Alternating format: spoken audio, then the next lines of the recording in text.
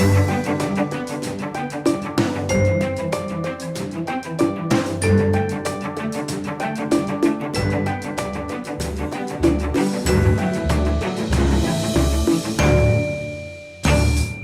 everybody, this is Praxis, and in this video we're talking about the Seiko 5 auto wind watch. It's the kind of watch with a little pendulum inside, so as you're just kind of walking around, it's self-winding.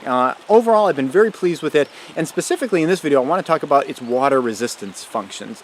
Now this watch said that it was water resistant to 30 meters. Now when I was purchasing it, I'm not like a watch aficionado.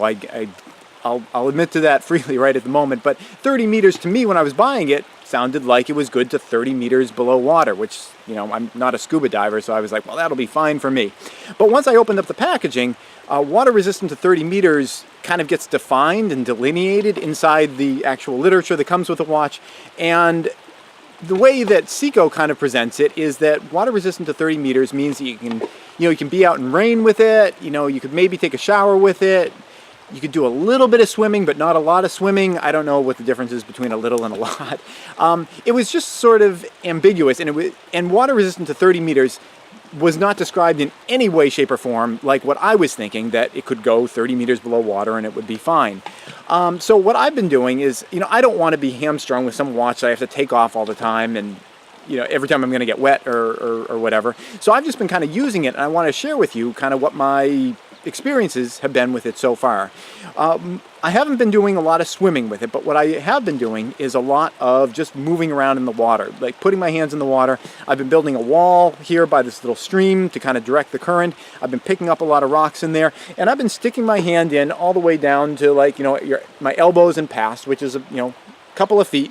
And so far, the watch has not had any ill effects from that. I've seen some other tests on YouTube where people took the watch and they put in a little glass of water where it's just a couple inches under the water and it's not moving around or anything like that. But I've actually been taking it, I've actually been using it, sticking my hand under there. It's been in mud and everything, and it's still ticking. I've been doing that for several days now. I've been looking into the back of it to see if I can see any kind of water getting in, any condensation or anything like that, and I haven't seen any evidence of that. Now there are other watches that are good to 50 meters or 100 meters, and I guess 50 or 100 meters, as I've been doing research later, those are sort of like the entry-level sort of things if you really want to do a lot of swimming with it. But for this watch, for the 30-meter resistance that this offers, I found that just any general stuff that you're doing that isn't you actually diving down below the surface of the water, because I haven't tested that. Maybe that is also fine, but I haven't tested it personally. But any kind of just general day-to-day stuff, reaching your hands in water and everything like that, that's all fine with this watch. So I've been pretty pleased with this watch. Overall, it's a nice clean look.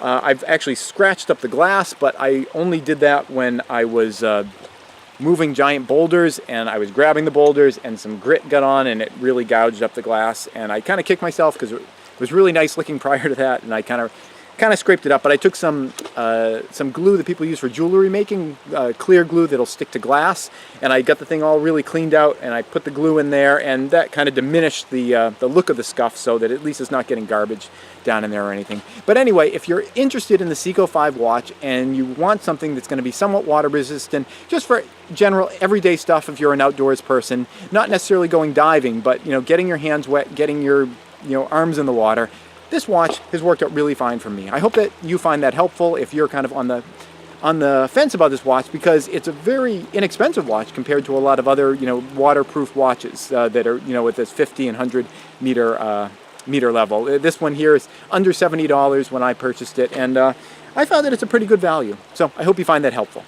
Thanks for watching. Please subscribe for new videos all the time, and if you'd like to support this channel, you can do so either through Patreon or PayPal.